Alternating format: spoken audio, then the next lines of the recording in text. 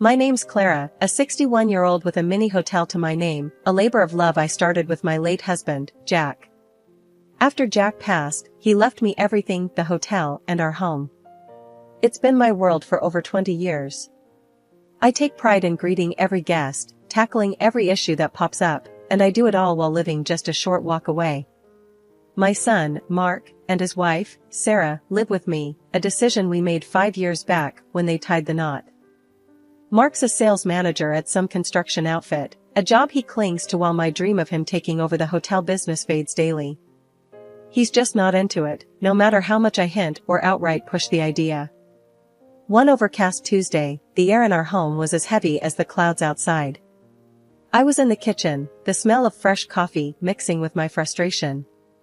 "Mark, Sarah, breakfast," I called, not expecting much of a response. They stumbled in, bleary-eyed, Sarah glued to her phone and Mark looking like he'd rather be anywhere else. "Got anything besides eggs?" Sarah mumbled, not looking up. "Eggs are what's on, take it or leave it," I snapped back, my patience thinning. Mark shot me a look, a silent plea to keep the peace. "Mom, can't we just have a morning without the snark?" Mark asked, his tone tired. "I wouldn't have to be snarky if you two helped out a bit around here.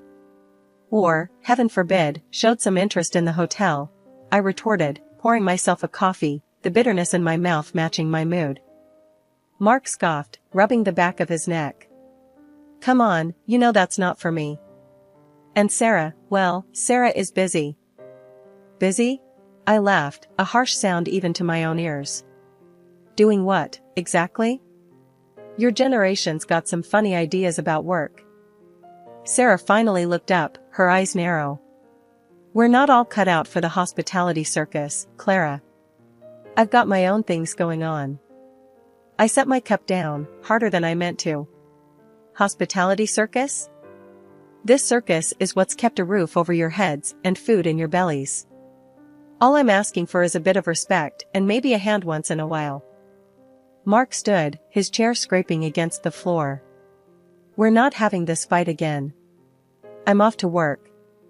He kissed Sarah on the cheek and gave me a wide berth as he left. Sarah, unfazed, returned to her phone. "I'll be out today too.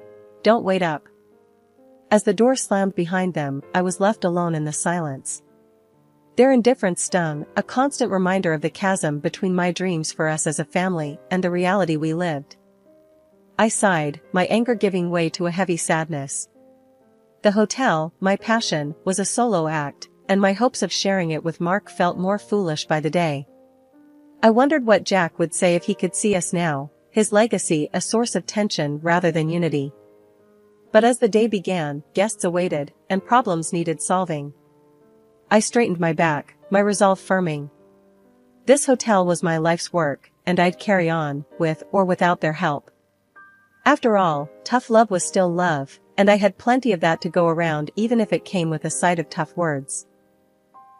One evening, as I tried to manage the hotel's bookings and prepare dinner simultaneously, Alex waltzed into the kitchen, his phone glued to his ear. He was laughing about something with a buddy on the line, completely oblivious to the chaos around him. "Hey, Mom, what's for dinner?" he asked, ending his call, but not offering to lift a finger to help. "Stew," I replied shortly, my patience wearing thin. "Could use a hand here, you know." Alex smirked. "Oh, come on, you've got it under control. Besides, Sarah's not feeling up to cooking these days." That much was clear. Sarah hadn't lifted a spoon in weeks, much less contributed to any other aspect of our shared lives. It wasn't just about the cooking, it was everything, the cleaning, the bills, the endless list of tasks that kept our lives running smoothly.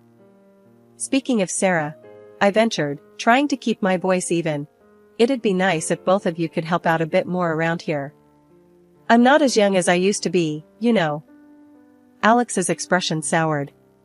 "Really, Mom? We're guests in your house. Don't start with us." "Guests?" The word tasted bitter in my mouth. "Guests don't stay for 5 years, Alex. Guests help out, they respect the house rules." He scoffed. "Rules? What are we, kids?" Look, we're comfortable the way things are. Why change anything? That's when Sarah walked in, her timing impeccable as always. Change what?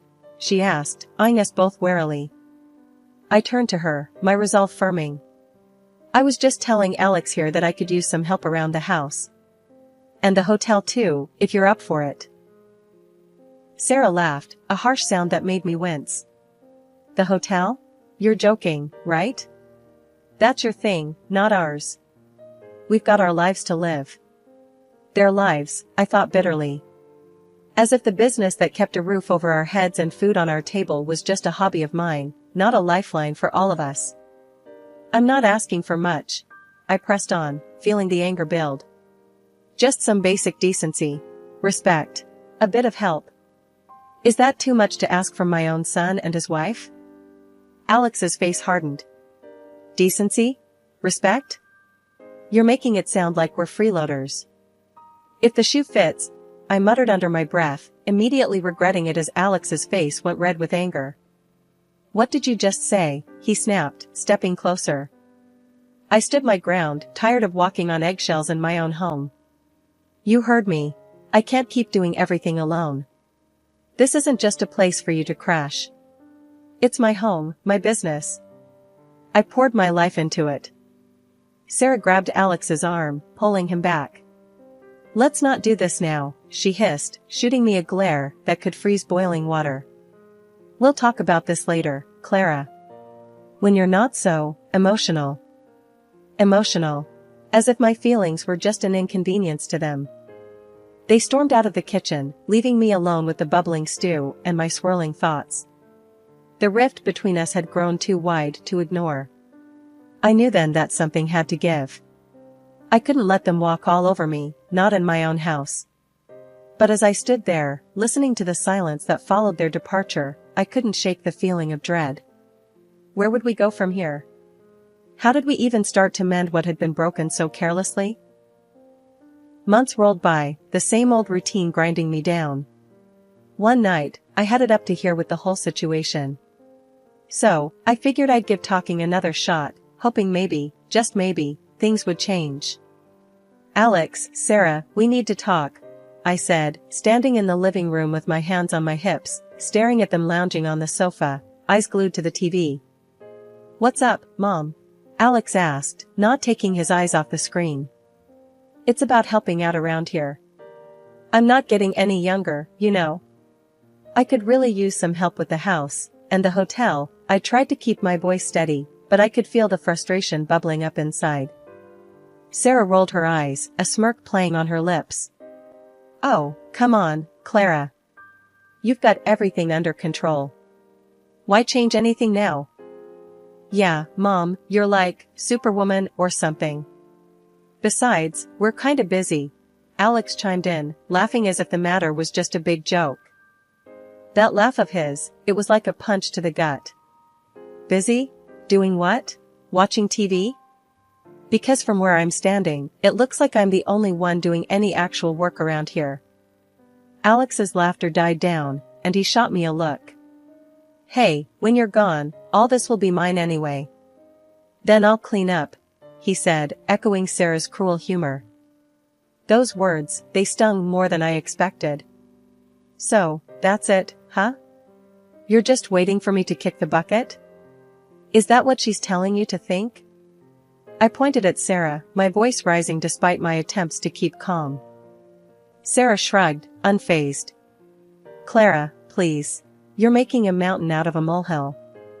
We're just being realistic here. Realistic. That word, coming from her, it was almost laughable. Not long after, Alex came home with a long face, announced he'd lost his job. Something about deals falling through.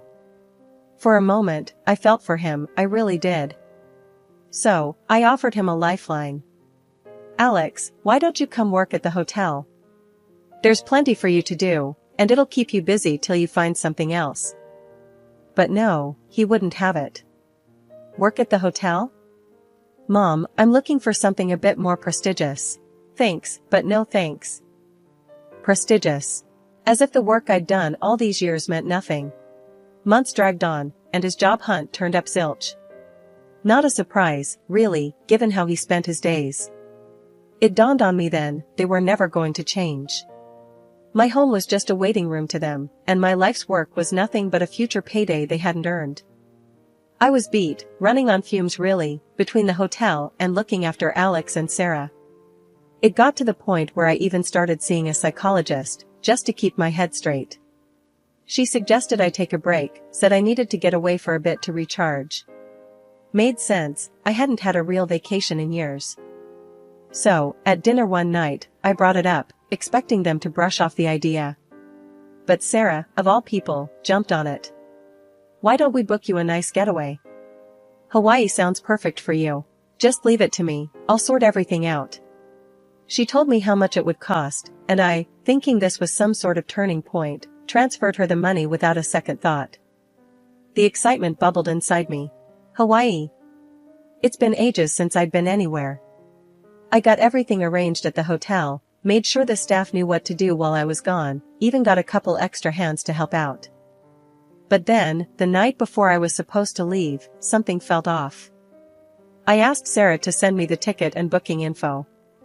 Her response froze me in my tracks. "Oh, there's no need for that. We used the money for ourselves. Figured it's a better use. You just stay here and look after things, like always," she said, so nonchalantly, as if she was talking about what to have for dinner. I couldn't believe my ears. "What did you just say?" My voice was a mix of disbelief and rising anger. Alex laughed, a sound that echoed like mockery in my own home. "Yeah, Mom, we needed the break more than you did. You know how it is." I stared at them, feeling a chill run down my spine. These weren't the people I knew. My own son, laughing at my expense. My heart sank. "You stole from me, for a vacation?" Stole is such a harsh word. "We're family, right? What's yours is ours," Sarah quipped, smirking like she'd pulled off some clever trick. I felt sick. My own family, turning on me like this. "I trusted you," I managed to say, my voice barely above a whisper. Alex shrugged, still with that grin that I now found grotesque. "Come on, Mom. It's not a big deal. You can go some other time." I looked at them, really looked at them, and saw strangers where my family should have been. My heart was heavy, a mix of betrayal and clarity settling in.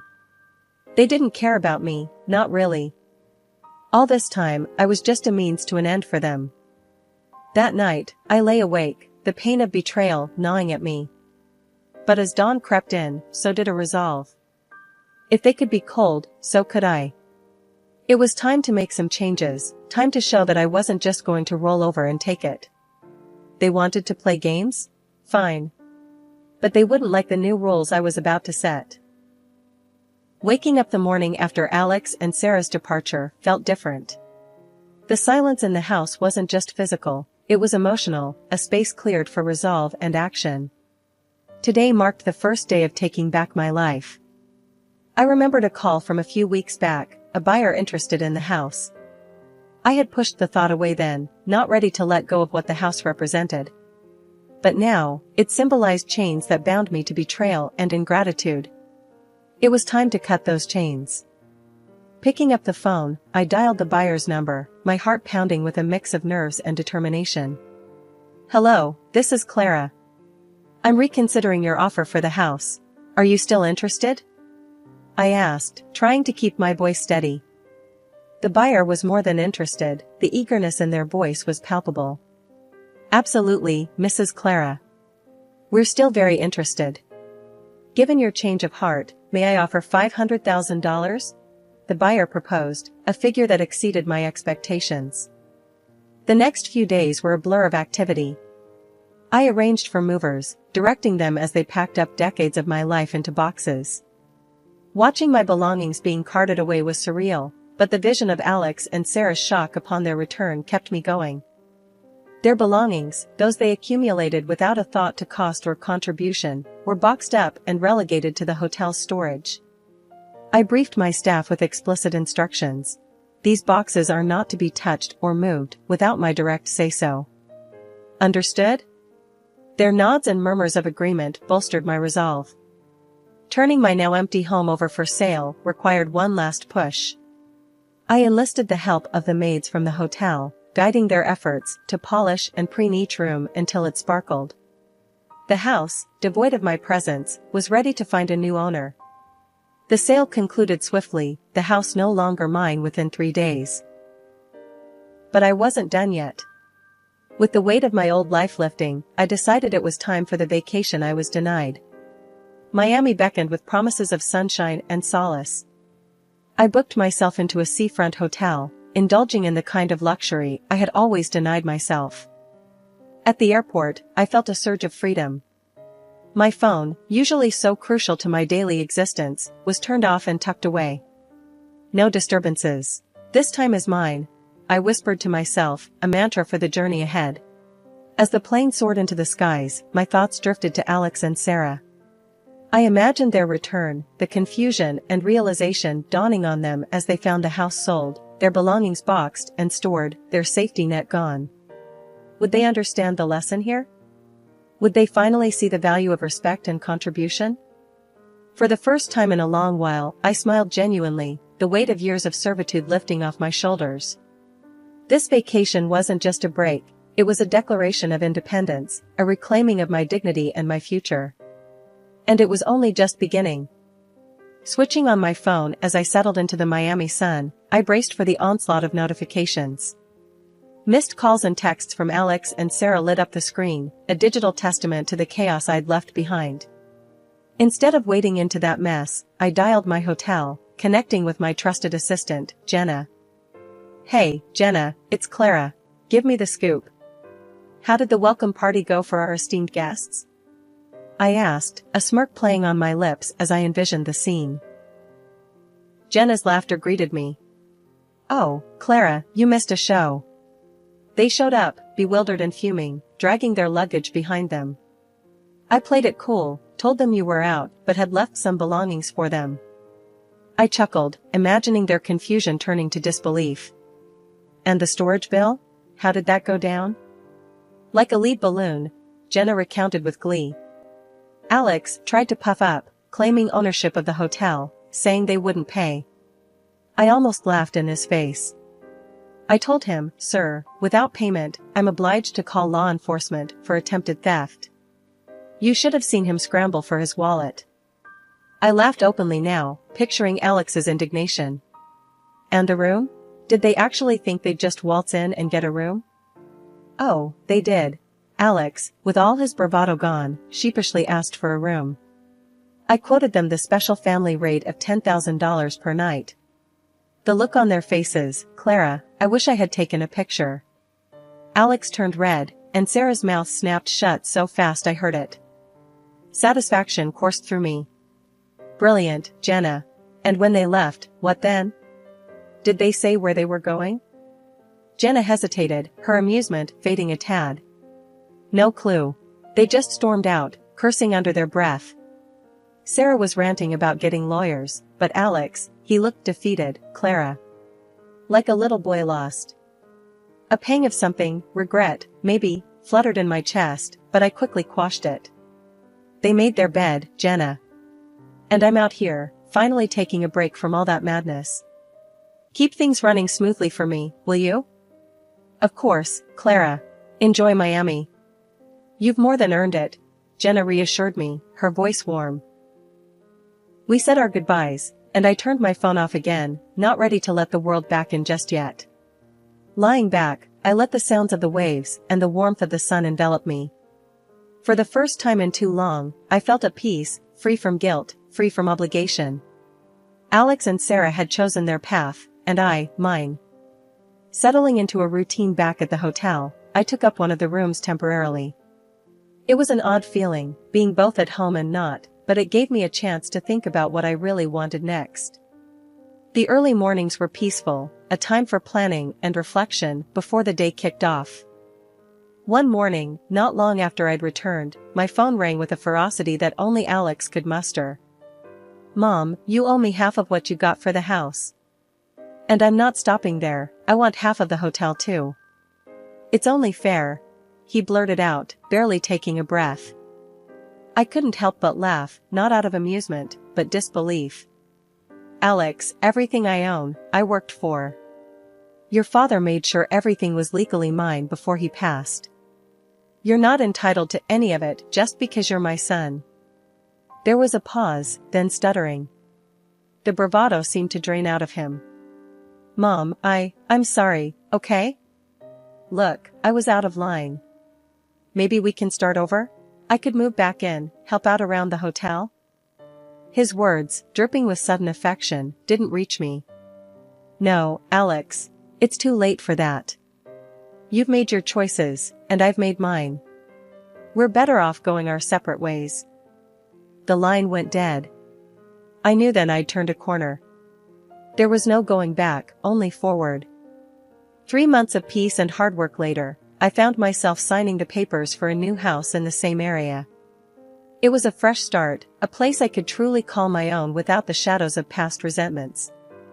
The house was perfect, nestled in a quiet neighborhood, with just the right amount of space for me, and none for unwelcome guests. After buying a house, I decided to change something in my business. The first order of business was a staff meeting. Gathering everyone in the cozy lounge of the hotel, I could see the curiosity in their eyes. They'd been with me through thick and thin, and I owed them my new vision. Morning, everyone. I want to talk about some changes. I started, my voice steady. First, thank you. Without your support, I couldn't have taken the time I needed.